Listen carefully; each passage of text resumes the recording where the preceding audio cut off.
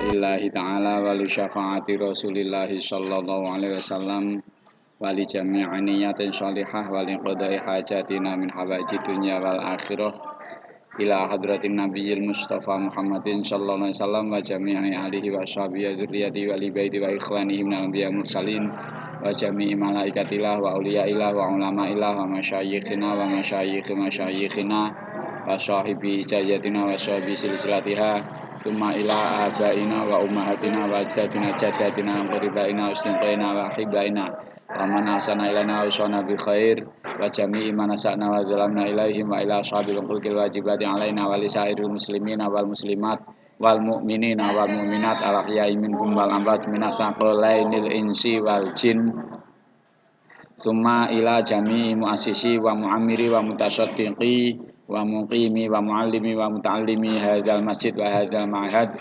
wa khususan li ruhaniyati Sayyidi Syafi'i Hamid bin Muhammad bin Ibnu Muhammad Al-Ghazali wa alihi wa dzurriyyati wa usuli wa furu masyayikhi Al-Fatihah. A'udzubillahi minasyaitonir rajim. Bismillahirrahmanirrahim. Alhamdulillahirabbil alamin. Ihdinas siratal mustaqim.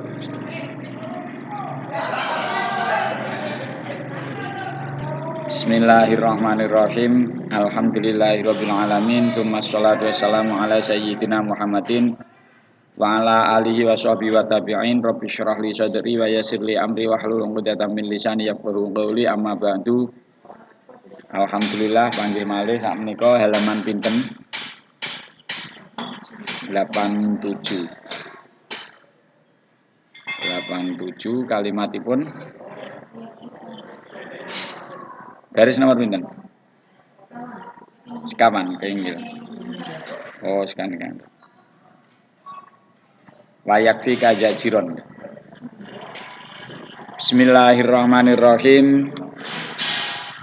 Setelah kita selesai membicarakan tentang ribah yang kadang ribah ini malah potensi menyebabkan kita masuk ke wilayah dosa-dosa yang lain seperti kemarin, yaitu ketika kita menggibah, menggosipkan seseorang tentang sesuatu yang tidak dilakukan oleh dia, maka itu ada dua dosa sekaligus, fitnah dan ribah. Kemudian ketika berkaitan dengan zina yang dia tidak melakukan, maka ada tiga dosa sekaligus. Kita menuduh orang, mengerasani orang tentang sesuatu yang berkaitan dengan perzinaan yang dia tidak melakukan, maka ada tiga dosa besar sekaligus, ribah, fitnah, dan qadzaf atau menuduh zina. Itu tiga-tiganya bisa masuk dalam kategori ribah, bisa masuk dalam kategori dosa besar. Kemudian termasuk yang harus kita waspadai, kita menggibah atau menggosipi ulama atau ahli Quran. Meskipun mungkin memang perilaku mereka agak bertentangan dengan apa yang mereka ajarkan misalnya, akan tetapi bagaimanapun juga tetap belum tentu kita lebih baik dari beliau-beliau yang kita anggap buruk. Itu yang harus kita waspadai, menggibah ulama atau ahli Quran, dalam arti orang yang hafal Al-Quran termasuk yang harus kita waspadai. Karena bahasa ulama, bahasa Rasulullah, daging mereka itu beracun. Kalau kita menggibah, menggosip orang biasa saja, digambarkan oleh Al-Quran seakan-akan kita makan bangkai, daging bangkai saudara kita, apalagi ketika daging bangkai itu daging bangkainya ulama, maka di situ sudah kita makan bangkai yang beracun. Digambarkan seperti itu kurang lebih. Kemudian termasuk yang harus kita waspadai adalah kita menggunakan kalimat-kalimat yang sifatnya seakan-akan mendoakan, orang lain, tapi di dalam mendoakan itu kita malah mengungkap keburukan orang tersebut di hadapan orang yang lain. Misalnya saya membicarakan tentang Pak Ijo kepada jenengan, wah muga-muga Pak Ijo kendang waras, sedang sadar, wong ngerti ngaji kok panggah korupsi, panggah nyangking cewek ning dindi. Dia sudah bisa ngaji, sudah ngerti apa-apa kok tetap saja bermain perempuan. Padahal yang kita ajak omong itu tidak tahu perilaku Pak Ijo seperti itu. Maka di sini ada beberapa keburukan, disebutkan di sini ada 2 keburukan langsung. Keburukan pertama jelas ngerasani. Keburukan kedua ada kesan kita lebih baik dari Pak Ijo. Tazkiyatun nafs atau memuji diri sendiri. Ada kesan seperti itu. Kenapa? Seakan-akan saya lebih baik dari Pak Ijo. Ini yang harus kita waspadai. Kalau yang dilakukan oleh Pak Ijo itu tidak yang kita rasakan, mungkin dirasani. Yang kita gosipkan itu Pak Ijo tidak melakukan, maka otomatis fitnah juga. Maka konsepnya sangat harus kita waspadai. Kalau memang ada niat mendoakan orang lain, keterangan yang kemarin kita mendoakan cukup fi dzahiril qalbi atau tanpa sepengetahuan yang kita doakan dan tanpa sepengetahuan orang lain. Kalau memang niat kita mendoakan seseorang agar perilakunya menjadi lebih baik, sebaiknya dalam mendoakan itu tidak sampai terungkap identitasnya atau tidak di hadapan dia, ya di hadapan orang lain, sehingga tidak membongkar rahasianya. Ini kalau memang niat mendoakan. Itu keterangan dari Imam Ghazali. Sekarang bismillahirrahmanirrahim. Wa yakfi kalan nyukupi ing sira apane zajiron perkara kang nyegah. Apane zajiron perkara kang ngendhek kang nyegah anil ghibati saking ghibah. Qauluhu ta'ala apa dawuhe Allah Ta'ala. Kalau kita memang ingin berhenti dari perilaku gosip, cukup menggunakan kalimat ini sebenarnya. Kalau mau berpikir, permasalahan utama dari ayat-ayat, dari dalil-dalil, dari keterangan ulama adalah masuk ke telinga kanan, kemudian berhenti di dalam otak dan di hati kita, lantas tidak pernah lagi kita gerakkan, kita bangkitkan, kita gugah dalam kesadaran itu dalam hati tidak pernah. Sehingga hanya terkumpul dalam benak kita, kemudian tidak ada implementasi, tidak ada penerapan. Kadang karena tinggal guyon hilang keluar dari telinga kiri. Jadi dalil-dalil seperti ini, dalilnya kita sudah tahu sejak lama. Penerapannya yang kita masih belum mampu. Dalilnya yang perlu kita waspadai, cukup ini sebagai sarana untuk menghentikan ghibah, wala yaghtab lan ojo ngrasani. Wala yaghtab lan aja ngrasani ba'dukum sapa sebagian sira kabeh ba'don ing sebagian kang liya. Janganlah sebagian di antara kalian, sebagian ini tidak ada batasan. 1 orang termasuk sebagian. 2 orang, tapi nek 1 orang ngrasani napa saged? Saged. Jangan sakniki liwat WA. Tulis ngoten terus sing maca akeh.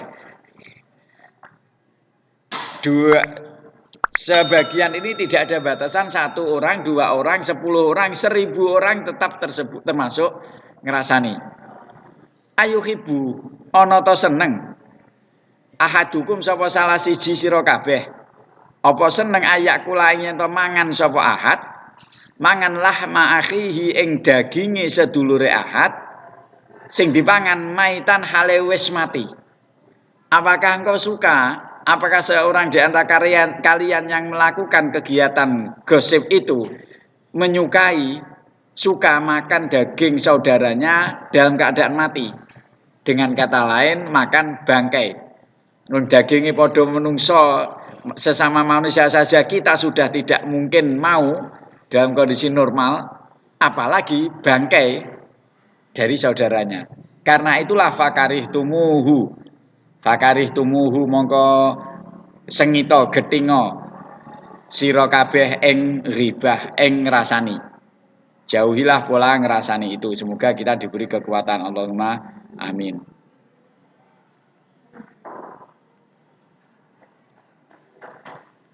Bismillahirrahmanirrahim. Faqad syabbahaka. Syabbahaka napa syabbahani? Syabbahaka. Faqad syabbahaka mongko teman-teman madakne ing sira. Sapa Allahu Gusti Allah. Madakne bi akili lahmil maitati. Kelawan wong kang mangan daging batang. Kalau sudah diberi gambaran seperti itu, fama ajdaroka. Ngeten iki cara bahasa Nganjuk. Bentuk kalimat fama ajdaro seperti ini menawi bahasa Nganjuk ngeten malih bayuh gawedhi. Niki cara bahasa Nganjuk wonten bayuh tur gawedhi. Napa, Mbak? Istilah ngeten iki teng ilmu bahasa Indonesia napa namine? Hiperbola. Hiperbola. Nggih ta hiperbol. Nah, ini kalimat seperti ini ngoten niku maknane. Fama mongko menawi makna Kiai riyin, Kiai kuno riyin nek maknani fama mongko utawi gawok suwiji-wiji kang agung ajdaroka iku gawe pantes apa mak ing sira. Niku nek makna Kiai kuno. Cara makna sederhananipun fama ajdaroka mongko mindahno ta alangkah patutnya bagimu. Alangkah patutnya bagimu. Niku sederhanane. Bae cara iso ngono. Patut to antah tariza ing yen to ngedoi sira minha saking ghibah. Kalau memang digambarkan kita memakan bangkai dari saudara kita, maka betapa layak, betapa patut kita menjauhkan diri dari perilaku ghibah. Kok nganti sampun diparingi gambaran kaya ngoten niku kok panggah mawon, berarti napa niki? Kanibal. Nggih to niki. Padahal kita sering sebenarnya mendengar ayat ini, tapi ternyata daya rasuk ayat ini sehingga seakan-akan kemampuan ayat ini menjadi benteng di pagar kita yang menghadang kemungkinan keinginan ghibah itu sangat tipis. Kekuatan ayat seperti ini di hati kita sangat tipis. Buktinya nopo? Ngerasani niku benlek terus. Ini yang sulit. Ini memang betul. Saya memang pernah sengaja menguji, mencoba hati saya untuk tidak ngomong tentang seseorang. Hampir 2 tahun itu ternyata saya merasakan betul. Jadi memang sengaja saya lebih memilih tidak ngomong tentang orang lain. Sampai demi saya bisa untuk tidak mengomongkan tentang orang lain, sampai saya tidak ingin tahu tentang segala sesuatu, termasuk saudara-saudara saya. Niki ingkang kedadosan teng dulur-dulur kula mboten urus. Tujuan apa? Nek wonten sing mboten cocok ben kula mboten ngrasani. Tapi ternyata Masya Allah jebol. Gak kuat nih. Ngobrol tentang orang lain. Lah napa acara TV nggih ngejak ngrasani sedaya. Berita teng internet teng koran ngajak ngrasani sedaya. Nek wis rada gak cocok kalih kelompok tertentu niku wis pikiran gak karu-karuan. Ngrasani ternyata memang luar biasa beratnya. Kalau sudah pernah mencoba berperang dengan nafsunya untuk menghentikan ngerasani ini. Kalau belum pernah mencoba, kita tidak akan pernah tahu koyok nopo abote perang kali hawa nafsu. Kita tidak akan pernah tahu seperti apa beratnya kita berperang dengan hawa nafsu kalau kita tidak mencoba. Jenengan coba. Misalnya satu hari ini setelah ngaji nanti, dicoba.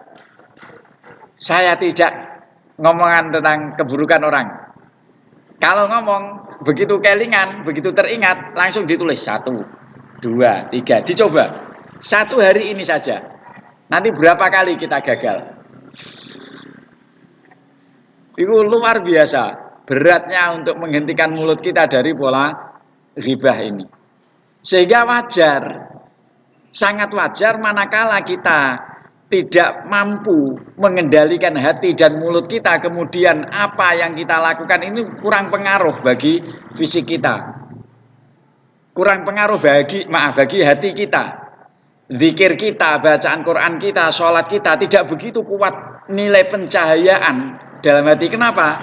Karena memang nopo pekpuk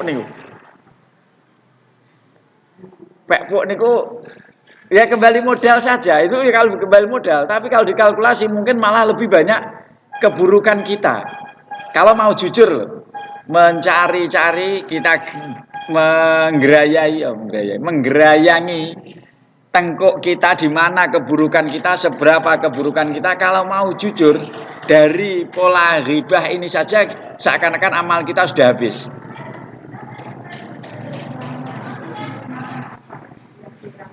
Apa? Yang saya rasakan 2 tahun, sebenarnya ada perasaan yang tenang, malah tenang, lebih tenang. Tidak tahu urusan orang lain selama 2 tahun mencoba, tapi ya itu, orang akan menilai kita ini menjadi orang yang apatis, cuek, masa bodoh, dan tidak peduli dengan orang lain. Anggapan orang jadi seperti itu. Tapi sebenarnya efeknya tenang. Hanya saja terus terang saya gagal. Saya belum berhasil. Jadi memang perang melawan hawa nafsu ini luar biasa. Kalau memang Rasulullah kemudian menyebut sebagai jihad akbar, jihad yang lebih besar dari sekedar jihad fisik, ini memang sangat real bagi orang yang pernah mencoba. Tapi karena kita tidak pernah mencoba, kita tidak tahu seberapa beratnya perang melawan hawa nafsu. Ini baru bab ghibah. Belum bab keinginan makan, belum bab keinginan minum. Masya Allah. Perang dengan hawa nafsu. Paling tidak, meskipun kita tidak mampu perang dengan hawa nafsu, paling tidak kita pernah mendengar teori tentang ini. Seperti inilah gambaran perang hawa nafsu yang perang dengan hawa nafsu yang disampaikan oleh Rasulullah itu seperti ini. Yang dilakukan oleh ulama-ulama kuno kita seperti ini. Sehingga kenapa beliau-beliau itu lebih memilih banyak berdiam diri di rumah. Kenapa beliau-beliau itu lebih memilih menghindari pergaulan. Kenapa? Karena ya memang ingin seperti ini. Niki kenyataan terus. Wayam nauka lan nyegah ing sira. Anil ghibati saking ghibah. An ghibatil muslimin mriki wan ghibah. An ghibatil muslimin ana teng kitabe an ghibatil muslimin teng kitab elektronik anil ghibah. Saking ngrasani wong Islam amrun apa perkara. Lau tafakkarta kang lamun mikir-mikir sira fihi ing dalem amr.